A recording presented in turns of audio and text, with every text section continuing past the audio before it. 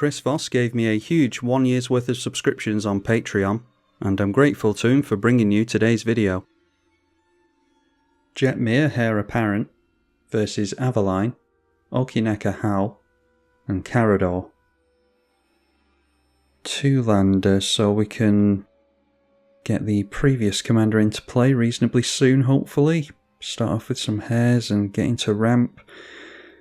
Yeah, we just need to hope for a land, really. First spell being cast is a Death Touch Human Assassin. We are last in the turn order, which doesn't necessarily bode well for us with this reasonably fast deck, going for like a Perforos Impact Tremors style variant. And obviously if we need to, we can attack him with our commander, draw into another hare, so not getting into a land unfortunately. We've got another couple of turns at least. Farseek for Carador. A Mosswarp Bridge over here has a hideaway card put underneath it as well. And the Golgari player goes for a Vampiric Rite, so can sacrifice things to draw a card. Okay, another Hare Apparent, 28 of them in the list, so we're bound to draw into them.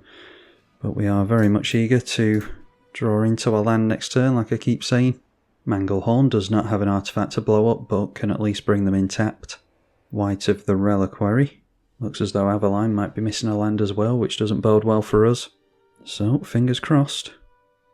No luck, we get like 3 Hare Apparents in a row. We do have enchantments that are a means of us tapping down creatures for mana, so maybe we'll draw into one of those and we'll be glad that we set up the creatures on the board.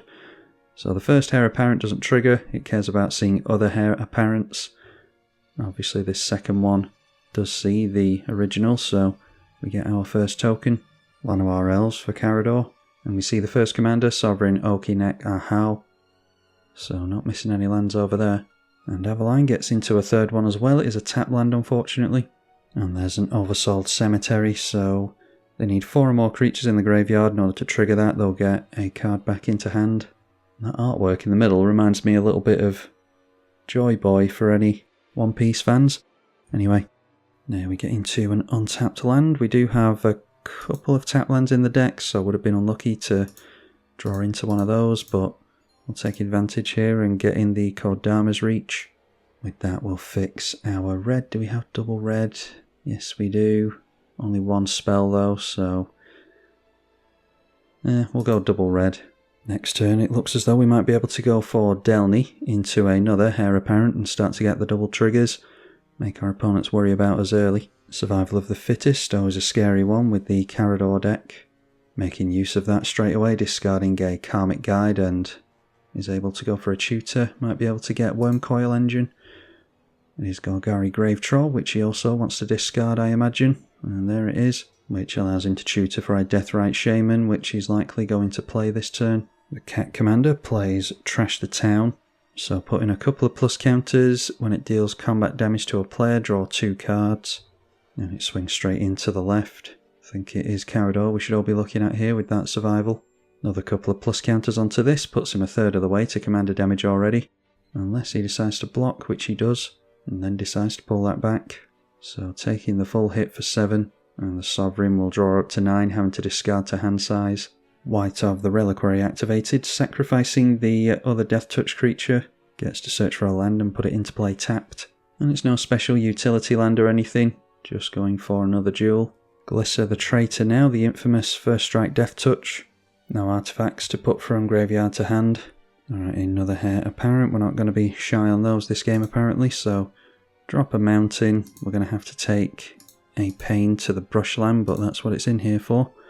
Maybe shouldn't have gone for the double mountains when we've got a fistful of white cards, but let's go for Hare Apparent after the Delny. We'll get the triggers twice here. Noteworthy that Delny is a little bit of a nombo with Jetmir, but I'm only going to play Jetmir as a Crater Hoof type effect anyway.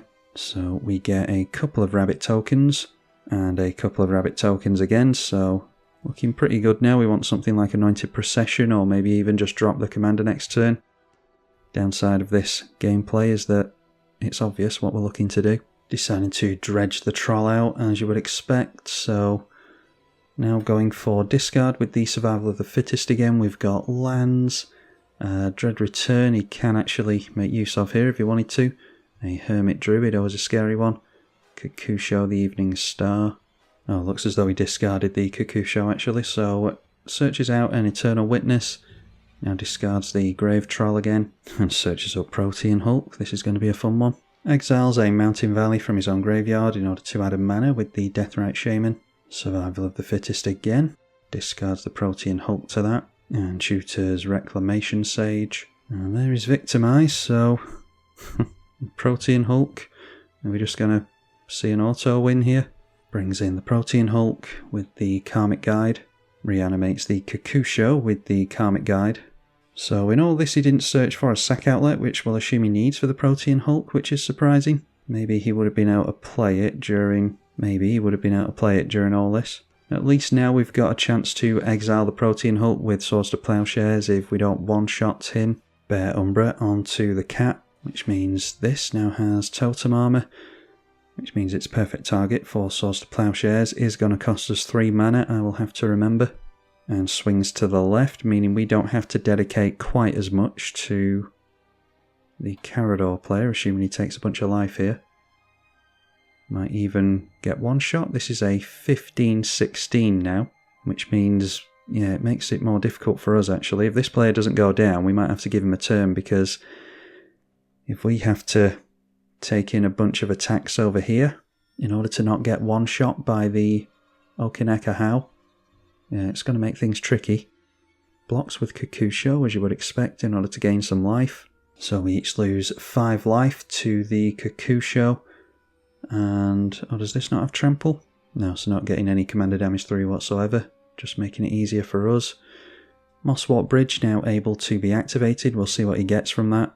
Return of the Wild Speaker. 7 cards in hand. He's about to draw a further 15. Passing the turn with 21 cards held up and 4 mana available. Obviously he's going to have to discard to hand size though. So the question is, do we get to land our Jetmir and keep it or not? If we just swing everything in over here, they might allow us to do it and we'll have Vigilance at least. So then we can hopefully hold up blocks against this in order to try and survive. We don't get buffs on our toughness is the problem. Drawing into a Gaia's Cradle would be ideal.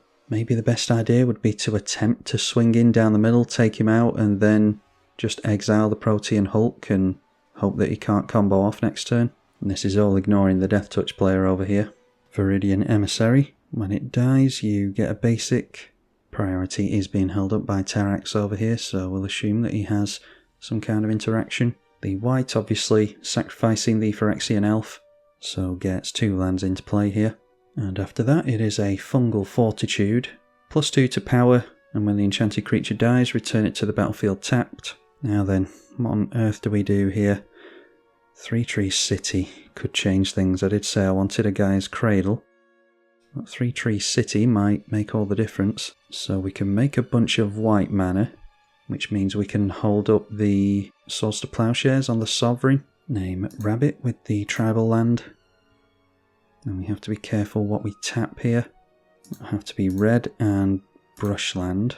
Oh, and there's a Yavimaya has entered play. That must have been from the white of the Reliquary, so that actually fixes our green mana if we need it. But let's go for a bunch of white mana. So we've got 8 there. Then cast ourselves a Jetmir. This guy leaves, so no longer fixing our green mana. So there we see a bunch of 4/1 double strike trample vigilance creatures. Let's see if we can dictate what we do this turn. I'll go after the Sovereign.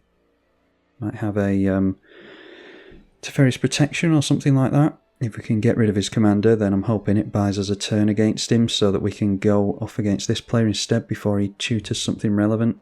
And we do successfully get rid of him, so taking the player up to 50 life. Let's play Heir Apparent, just because if we we see a board wipe here, then we're going down anyway. Unfortunate that we haven't seen any of the Impact Tremor stuff here. Obviously, if I could have held up the mana, I would have just gone for the Minas Tirith. In fact, let's hold these up for just after a board wipe. There's not much point in playing them out here.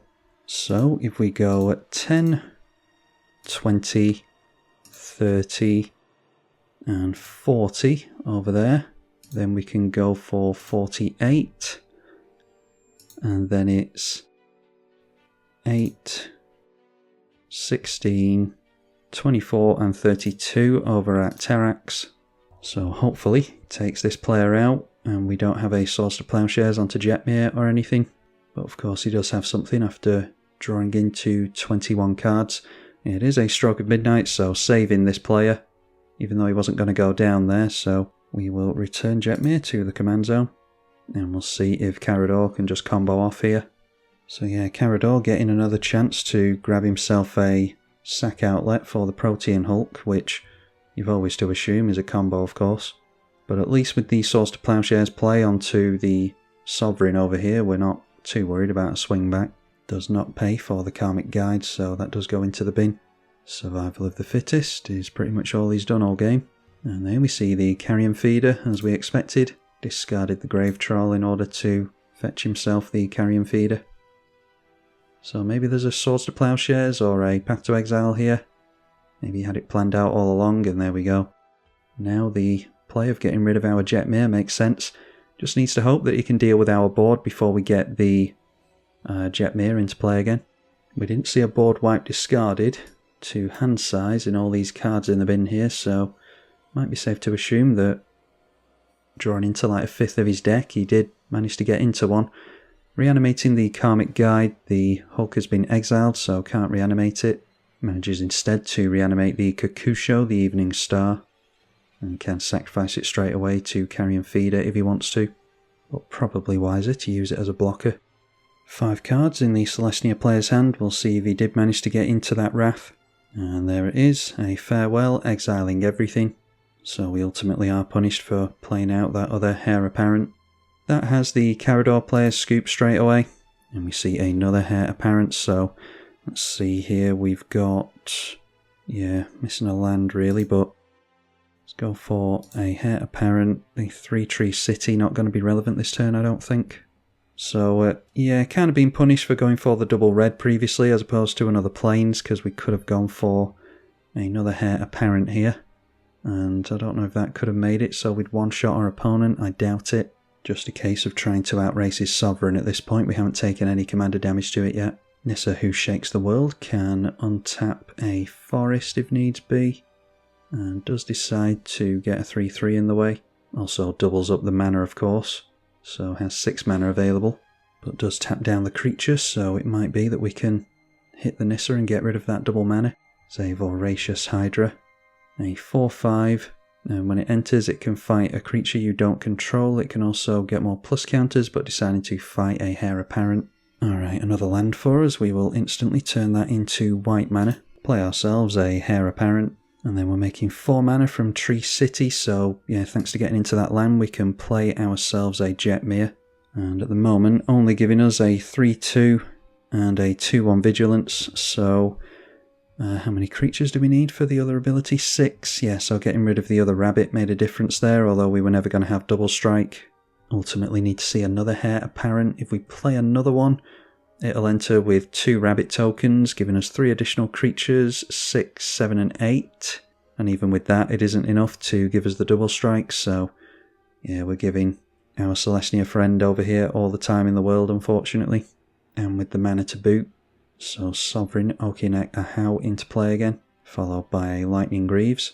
Animating another Forest, boots on the commander, 2 cards left in hand and 6, 7 mana held up, swings in with everything. I think we're just going to have to take it here, although these are now 6 6s, so that's 12, 15 and 23 damage. Yeah, I don't see that we're going to wriggle out of this, but no point blocking that if it's got trample anyway. So let's just see if we top deck into a land here. A Great Henge after the buffs, so they can make even more mana, gain life, put plus counters on stuff. Okay, it's another Heir Apparent, so I think we're just drawing with the Minas Tirith just for the fun of it. And now we have trample on our stuff, so ultimately just have to attack him with how many creatures? 2 or more creatures, we'll just take the tokens in. I suppose I could have held back the Heir Apparent in order to make it out like I had a combat trick here, but I don't think we're doing anything anyway. So now let's activate the Minas Tirith. Not actually going to be able to hold up the 3-tree city there, are we? So probably best doing it during the second main. We can float a bunch of mana with that and just hope we choose the right colours. Alright, so we'll just make white mana with this. I think the only thing we can do is get something like over the top. I didn't bother putting any board wipes in here because we're just all in on the rabbit plan. Thought I'd make the deck at least a little bit unique. So we'll go like this. And that makes 5 red mana. Yeah, I don't think we can make enough for an over the top anyway. We'll just draw a card here for the fun of it. And there we see a Thrumming Stone, way too late unfortunately, and typical, we don't have the mana to play it anyway. So I will say good game to my opponent, we'll just scoop it up there.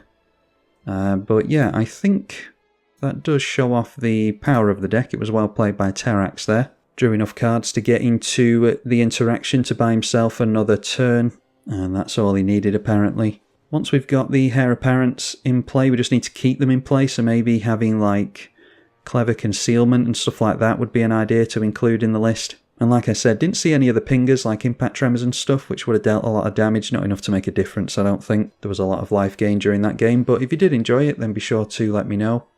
I'm not sure Heir Apparent is all that popular, but it is quite unique at least, so hopefully you did get some enjoyment from it. Massive thank you to the patrons for their support of the channel. I'm tribalkai. Thank you for watching.